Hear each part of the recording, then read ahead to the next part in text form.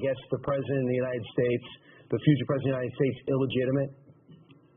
Well, as I said over the weekend, I served with John Lewis. I disagreed with him on many issues, but I respect the role that he's played in the civil rights movement and the voting rights movement. And that's why I was just so disappointed that he would make the statement that he made, suggesting that President-elect Trump is not a legitimate president. And I urge him to reconsider that statement. That this is a week where we ought to be coming together. We ought to be standing together this coming Friday, celebrating the peaceful transfer of power in this country. You'll see President-elect Trump take the oath of office, speak to the nation in his inaugural address, surrounded by 4 of the 5 living presidents. It is a testament to the world of the vibrancy of our democracy, and for someone of John Lewis's stature to lend credibility to the baseless assertions of those who question the legitimacy of this election is deeply disappointing. I hope he reconsiders it. Well, Mr. Pence, Hillary's team has been pushing this narrative because they lost. I mean, you guys won fair and square, and yet they're trying to say, look, the reason we were going to win until Russia got involved. You won fairly and squarely. Well, that's exactly right, and it was a landslide, 30 out of 50 states. Donald Trump won, including Georgia, by the way.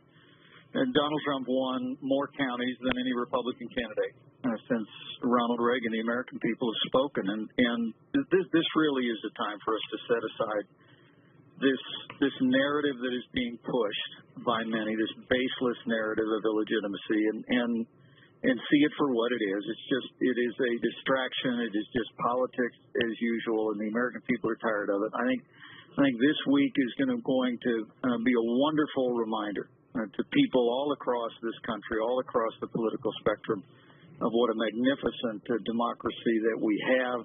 And for me and for my little family, we couldn't be more humbled to be a part of it.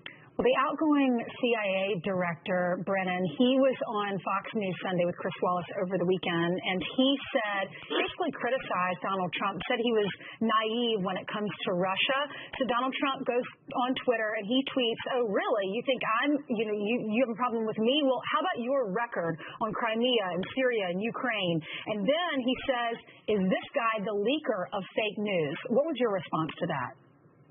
Well, I can tell you, Ainsley, that the President-elect has a firm grasp of the realities that we face in the world, and he and I are both convinced that the failure of American foreign policy, the failure for America to stand strong on the world stage and be taken seriously, has literally created a vacuum in which Russia and other countries have been able to overrun America's interest time after time. And I can assure all of your viewers that to be around our President-elect is to be around somebody who sees the world for what it is, but he's also prepared to re-engage the world. Since Election Day, he has talked to dozens of world leaders in an effort to reassert America's interest around the world. Now, we're always going to put America first.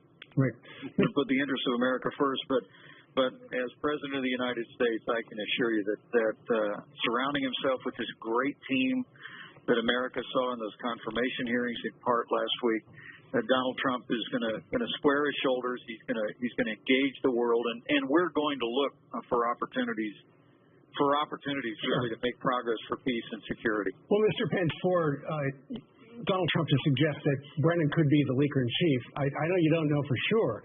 And leaking is how Washington operates. But when it comes to leaking these kind of details, it's a crime.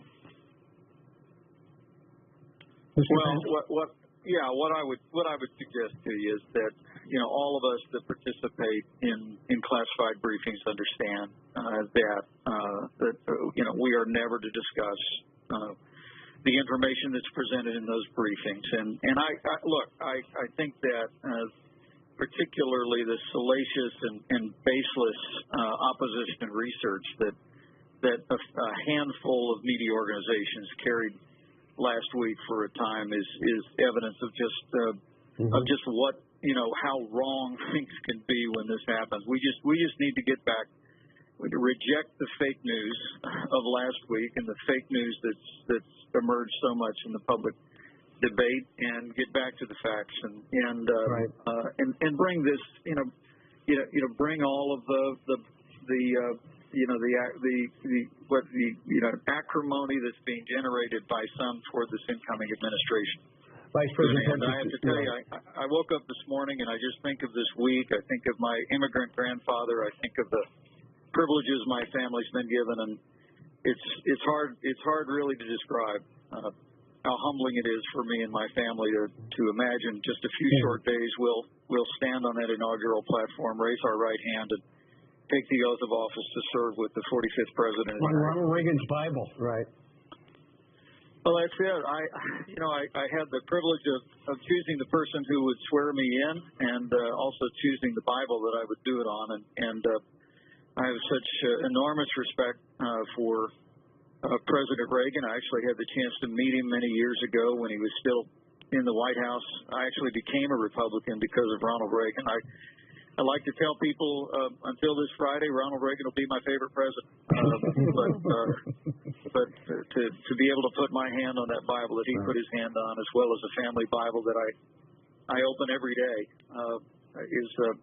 is just a very humbling thing. And then to have Justice Clarence Thomas administer the oath of office, a man who's in his 25th year on the Supreme Court, who's built a record of consistent conservative jurisprudence like very few in American history, it's a great privilege for me, for my wife, for our children, our daughter-in-law, and we're just counting the hours till that happens. And I understand when you got the Bible, it was open to a certain passage. It was 2 Chronicles 7:14. Why is that significant for you?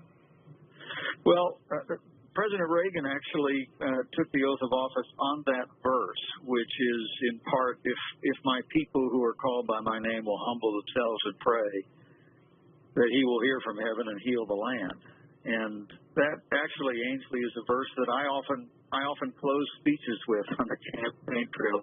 Mm-hmm. We've heard you do that. To learn that President Reagan actually took his oath of office twice with his hand on that verse. And I'll have his Bible open to that verse again, and my Bible will be open to a verse that I took my oath of office on as governor, that simply is a prayer for a discerning heart to distinguish between right and wrong that a young King Solomon prayed. On a less deep note, lighter and sweeter note, just real quick on legislation in particular. I know you've been going to the Hill trying to get Democrats on board, and you met with them last week. If you don't get 60 votes, you're not going to be able to replace Obamacare.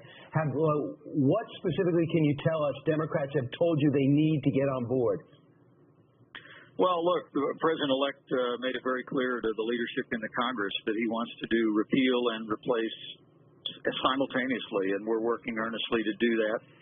Congress last week in the House and Senate voted for resolutions to begin the process of repealing Obamacare. On party lines, though. And that's right, it was. It's a budget resolution. Those are typically along party lines, Brian, But we really do believe that as we move forward, the huge burden that Obamacare has placed on individuals and families and businesses, premiums rising more than 100% in some states around the country, relieving that burden, but also bringing forward legislation that will allow people to purchase health insurance across state lines, that will allow people, again, to choose their doctor, to keep their insurance.